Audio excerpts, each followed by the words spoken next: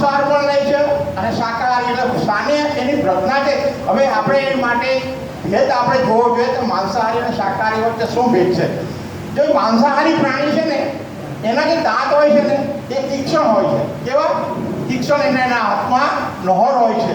જ્યારે શાકાહારી પ્રાણીના દાંત ચોપટા હોય છે અને નાના હોય છે. આપણા દાંત કેવા છે? તો આપણે શામાં આવીએ? તે માંસાહારી જે પ્રાણી છે એની જે શરીરની રચના છે ને જેટલી એની લંબાઈ છે એટલું જ એનું આંતરડું છે. જ્યારે શાકાહારી પ્રાણીનું જે આંતરડું છે એ એની જે લંબાઈ હોય છે એની કરતાં 5 થી 6 ગણું એનું આંતરડું હોય છે. તો આપણું આંતરડું, નાનું આંતરડું 25 થી 25 ફૂટ જેવું હોય છે અને નાનું આંતરડું આપણું, મોટું આંતરડું આપણે 3.5 થી 4 ફૂટનું હોય છે. ત્રીજી વસ્તુ, માંસાહારી પ્રાણી જે પાણી પીશે ને તે જીભથી પીશે.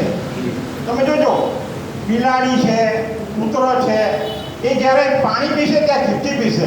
જ્યારે આપણે ગાય છે, ભેંસ છે, બકરી છે, માણસ છે, આપણે પાણીથી, આપણે સારી રીતે પાણી પીએ છીએ, મોઢાથી પાણી પીએ છીએ. તો એક આપણે જોયું. ત્યાર પછી આપણે જોઈએ છે તો જે માંસાહારી પ્રાણી હોય છે એની જે લાળ હોય છે ને એને પ્રોટીન પચાવવાનું હોય છે, એટલે એની લાળ છે ને એસિડિક હોય છે. જ્યારે માંસાહારી જે જોઈ તો તે શાકાહારી પ્રાણીની જે લાળ હોય છે ને એની પીએચ 8.3, એટલે આપણી જે લાળ છે એ 8.3 પીએચની છે, એટલે આપણી એસિડિક છે. એટલે આપણે ટોટલી આપણે જોઈએ તો આપણે શામાં આવીએ? શાકાહારીમાં. તો ભગવાને આપણા માટે શાની રચના કરી? તો કે ભાઈ પુષ્પમ પુત્રમ પત્રમ પુષ્પમ અને ફલમ અને તોયમ, એટલે પાણી. તો આપણે માણસ જ્યારથી આ અગ્નિની શોધ થઈ પછી આખો વિકસિત થઈ ગયો. એણે અગ્નિ ઉપર બધું રાંધીને ખાવાનું શરૂઆત કર્યું અને આ ડૉક્ટરોને હોસ્પિટલોની અંદર ફરતા થઈ ગયા. તો ખરેખર આપણે શું લેવું જોઈએ? તો કે સવારે ઉઠીને પહેલાં તો આકાશ તત્વ. આકાશ તત્વ એટલે શું?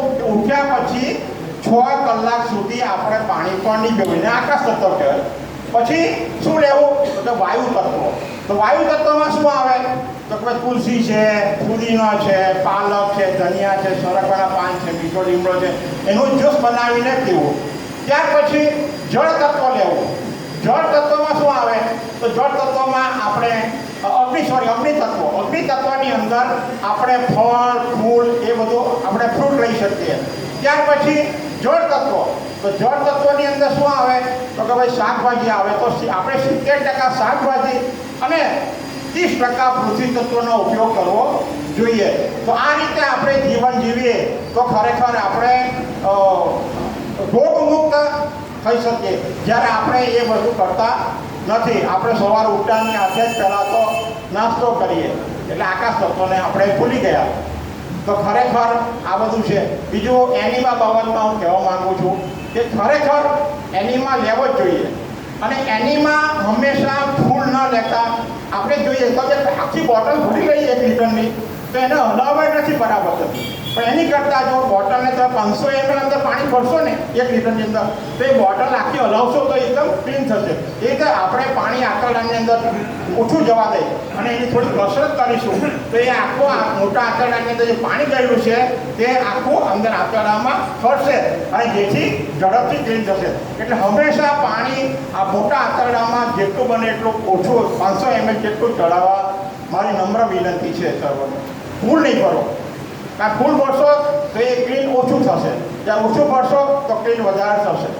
તો આ રીતે મને ભગવાનભાઈએ બોલવાનો ચાન્સ આપ્યો તે બદલ ભગવાનભાઈનો આભાર માનું છું. અને હું આશા રાખું છું કે હવે પછી આપણે ઘરે જઈને આપણે આજે કાચું એ સાચું જીવનમાં અપનાવીએ અને સુખી થઈએ અને ડૉક્ટરોને ત્યાં જે આપણે જવું પડે છે એમાંથી મુક્તિ મળે.